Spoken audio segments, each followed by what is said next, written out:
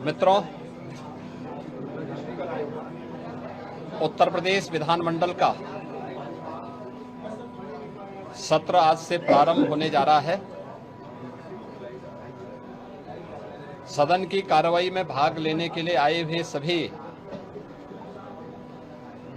सम्मानित सदस्यों का मैं हृदय से स्वागत करता हूं। उत्तर प्रदेश का विधानमंडल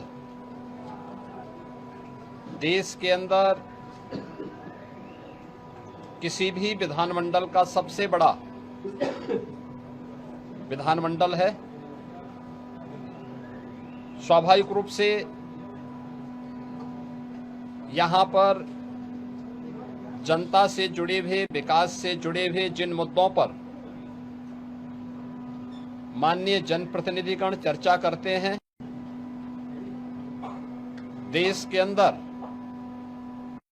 वह एक नजीर के रूप में देखी जाती है। पिछले 8-8.5 वर्ष के अंदर उत्तर प्रदेश विधानमंडल ने अनेक उपलब्धियां हासिल की हैं। अनेक महत्वपूर्ण मुद्दों को चर्चा का विषय बनाया है।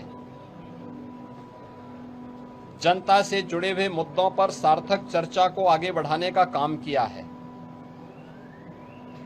और इस बार का सत्र भी काफी महत्वपूर्ण सत्र है। इसमें जनता से जुड़े हुए मुद्दों को लेकर 25 करोड़ की आबादी की आकांक्षाओं को पूरा करने के उद्देश्य से विधायिका की भूमिका किस रूप में आगे बढ़ती है, इन सब पर बहुत महत्वपूर्ण एजेंडे के साथ हम लोग इस सत्र में, यहां पर मानसून सत्र में यहां पर उपस्थित हुए हैं। आज से सत्र प्रारंभ होगा, तो सत्र प्रारंभ होने के साथ ही क्वेश्चन आवर, जिसमें माननीय सदस्यों के द्वारा जनता से जुड़े हुए महत्वपूर्ण मुद्दों को प्रश्न पूछे जाएंगे। 0 आवर में अपनी बातों को रखा जाएगा और सरकार की तरफ से उन सब का एक सार्थक जवाब भी उपलब्ध करवाया जाएगा। इसके साथ ही अन्य महत्वपूर्ण मुद्दों पर मानसून सत्र है, तो स्वाभाविक रूप से बाढ़ से वे मुद्दे भी उठ सकते हैं। इसके अलावा अत्यधिक बारिश के कारण जल जमाव से जुड़े हुए मुद्दे भी उठेंगे। सरकार के स्तर पर क्या कार्रवाई हो रही है, स्वास्थ्य से शिक्षा से जुड़े हुए मुद्दों पर सरकार ने पिछले 8-8.5 वर्ष के अंदर जो कुछ भी किया है, इन सब मुद्दों पर भी परिचर्चा होगी। यह सत्र इस बार का इसलिए भी महत्वपूर्ण होगा कि आदरणीय प्रधानमंत्री जी की प्रेरणा से देश की स्वाधीनता दिवस का अमृत काल का यह 3रा वर्ष है। और इस 3रे वर्ष में यद्यपि प्रधानमंत्री जी ने देश की स्वाधीनता दिवस के अवसर पर पूरे देशवासियों को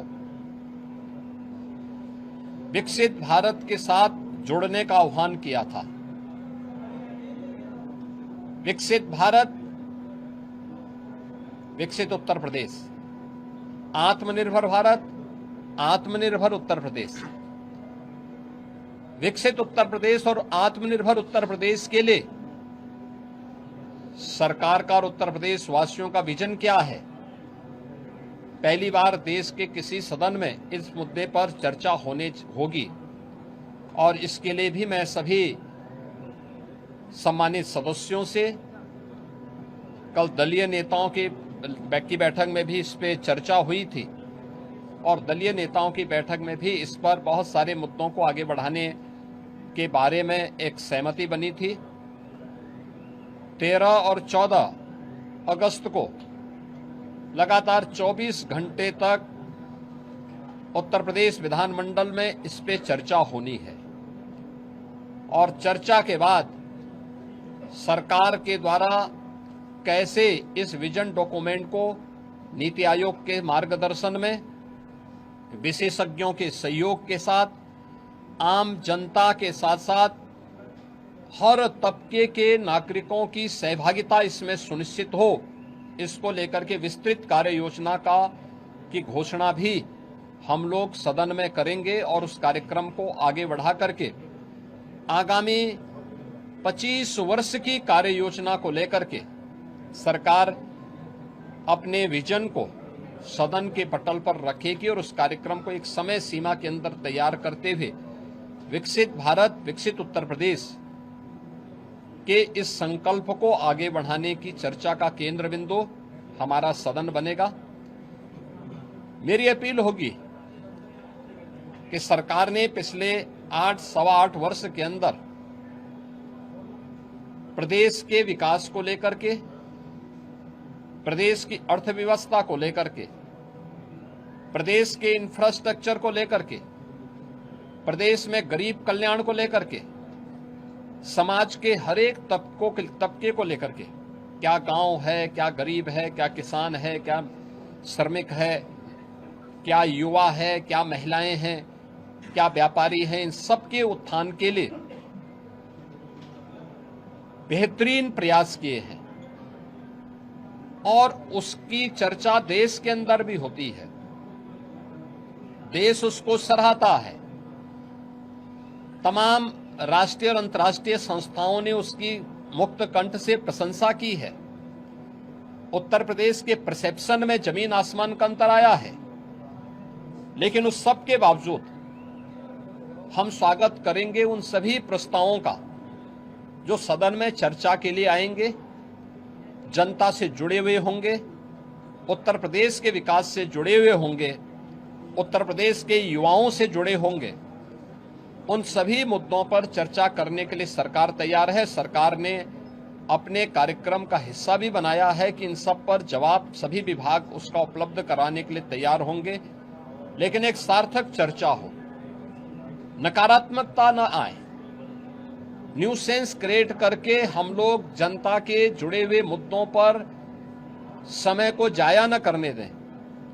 ये मेरी अपील सभी अपने प्रतिपक्षियों से, प्रतिपक्षी दलों से भी होगी कि वे इन सभी बातों को ध्यान में रख करके अगर सदन में इन मुद्दों पे चर्चा कराएंगे तो एक सार्थक चर्चा भी हो पाएगी, हम किसी निष्कर्ष पर पहुंच पाएंगे। लेकिन अगर वह अनावश्यक व्यवधान पैदा करके न्यूसेंस क्रिएट करेंगे तो जनता की अदालत में स्वयं ही प्रदेश की जनता जनार्दन उन्हें कटघरे में खड़ा करने का कार्य करेगी और सदन में इन मुद्दों पे चर्चा हो, वे चर्चा भी करें, अपने प्रश्न भी पूछें। मुद्दों पर आधारित किसी भी चर्चा का जवाब देने के लिए और उस बहस को सार्थक स्तर तक पहुंचाने के लिए सरकार का पूरा सहयोग प्राप्त होगा। सरकार इसमें पूरी तरह तैयार है।